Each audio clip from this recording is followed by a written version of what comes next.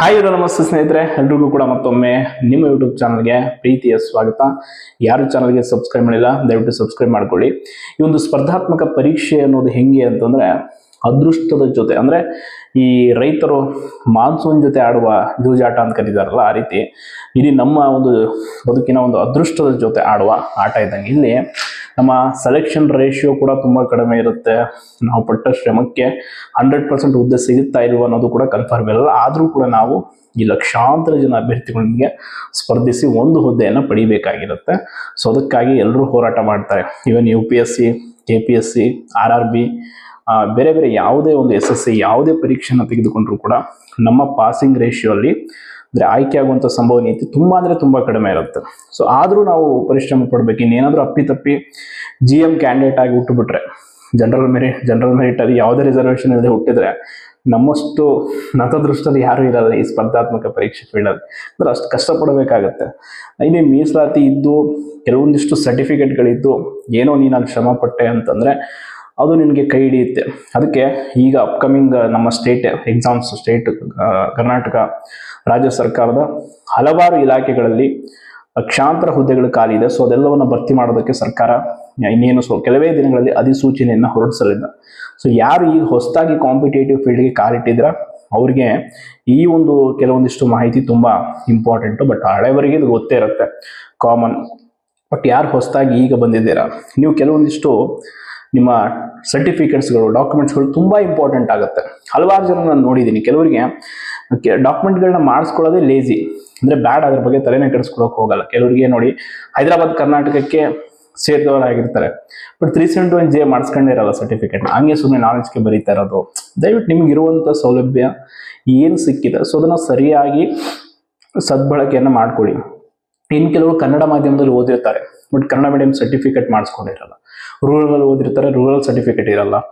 ನಿರಾಶ್ರಿತರ ಅಂದರೆ ಈ ಲ್ಯಾಂಡ್ ಲೂಸರ್ ಸರ್ಟಿಫಿಕೇಟ್ ಇರುತ್ತೆ, ಅದನ್ನು ಕೂಡ ಮಾಡಿಸ್ಕೊಂಡು ಅದನ್ನ ಮಾಡಬೇಡಿ ದಯವಿಟ್ಟು. ಅದರ ಮಹತ್ವ ತುಂಬ ಅಂದರೆ ತುಂಬ ಇದೆ. ನಿಮಗೆ ಅದು ಯಾವಾಗ ಗೊತ್ತಾಗುತ್ತೆ ಗೊತ್ತಾ?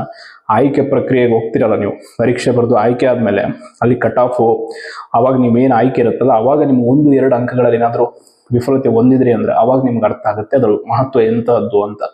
NCC ಸರ್ಟಿಫಿಕೇಟ್ ಆಗಿರ್ಬೋದು, ಬೇರೆ ಬೇರೆ ಸ್ಪೋರ್ಟ್ಸ್ ಕೋಟ ಏನೇ ಇದ್ರೂ ಅದನ್ನು ಸರಿಯಾಗಿ ಯುಟಿಲೈಸ್ ಮಾಡಿಕೊಂಡು ನೀವು ಹುದ್ದೆಯನ್ನು ಆರಾಮಾಗಿ ಪಡ್ಕೊಳ್ಬೋದು.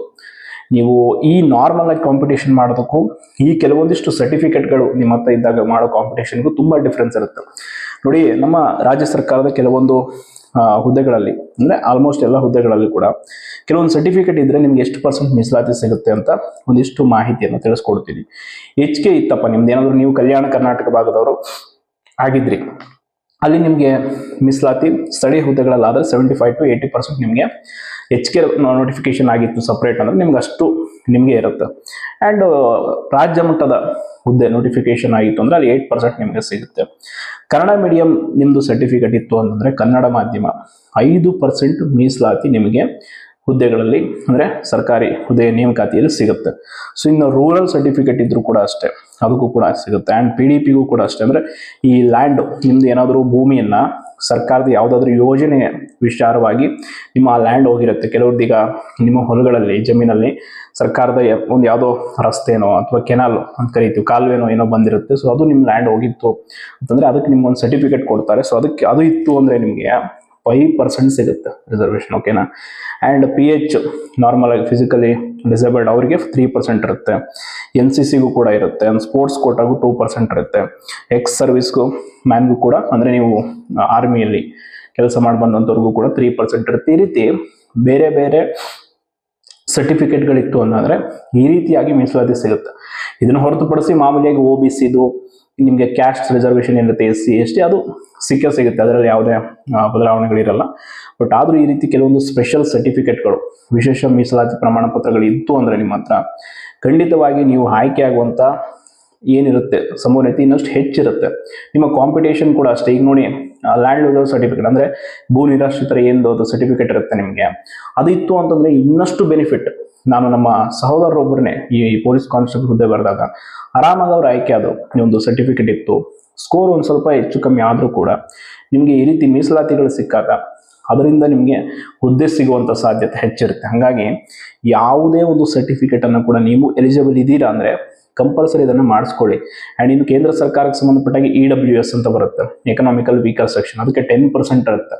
ಸೊ ಅದನ್ನು ಕೂಡ ಸರಿಯಾಗಿ ಬಳಕೆ ಮಾಡ್ಕೊಳ್ಳಿ. ಇನ್ ಕೇಸ್ ನೀವು EWS ಗೆ ಬರ್ತೀರಾ, ಎಲಿಜಿಬಲ್ ಇದ್ದೀರಾ ಅಂದರೆ ನೀವು ಕೂಡ ಸರ್ಟಿಫಿಕೇಟನ್ನು ಮಾಡಿಸ್ಕೊಂಡು ಇಟ್ಕೊಳ್ಳಿ. ಯಾವ ಸಮಯದಲ್ಲಿ ಹೆಂಗೆ ಹೆಲ್ಪ್ ಆಗುತ್ತೆ ಅಂತ ಹೇಳೋಕ್ಕಾಗಲ್ಲ.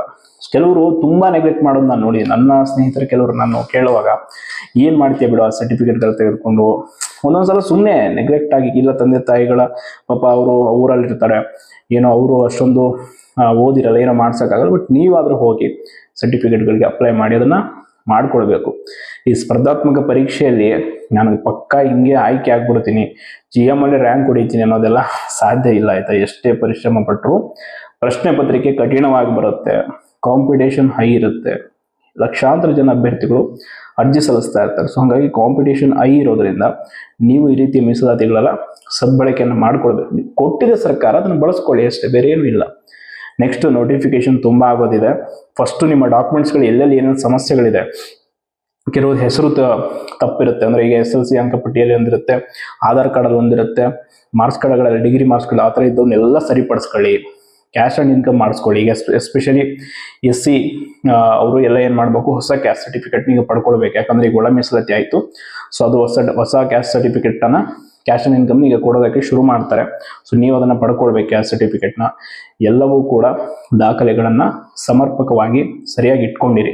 ಡಿಗ್ರಿ ಕಾನ್ವೊಕೇಶನ್ ಇರಲ್ಲ ಅಂಥವ್ರು ನಿಮ್ಮ ಯೂನಿವರ್ಸಿಟಿಗೆ ಹೋಗಿ ಅದನ್ನು ಪಡ್ಕೊಳ್ಳಿ. ಆ್ಯಂಡ್ ಡಿಗ್ರಿ ಅಂಕಪಟ್ಟಿಗಳನ್ನು, PU ಅಂಕಪಟ್ಟಿ, ನಿಮ್ಮ ಏನೇನೆಲ್ಲ ದಾಖಲೆಗಳಿದೆ, ಆಧಾರ್ ಕಾರ್ಡ್ ಏನೇನು ತಿದ್ದುಪಡಿ ಮಾಡಿಸೋದಿದ್ರೆ ಎಲ್ಲವನ್ನ ಮಾಡಿಸಿ ಇಟ್ಕೊಂಬಿಡಿ. ನೋಟಿಫಿಕೇಶನ್ ಆದ ತಕ್ಷಣ ಜಸ್ಟ್ ಅಪ್ಲಿಕೇಶನ್ ಹಾಕೋದು, ಎಕ್ಸಾಮ್ ಬರೆಯೋದು ಅಷ್ಟೇ ಇರಬೇಕು ಹೊರತು ಅವಾಗ ನೀವು ಇದನ್ನೆಲ್ಲ ಯೋಚನೆ ಮಾಡ್ಕೊಂಡು ಕೂತ್ಕೊಳ್ಳಂಗೆ ಇರಬಾರ್ದು. ಅಯ್ಯೋ ಅದು ಮಿಸ್ ಆಯಿತು, ಇದು ಮಿಸ್ ಆಯಿತು ಅಂತ.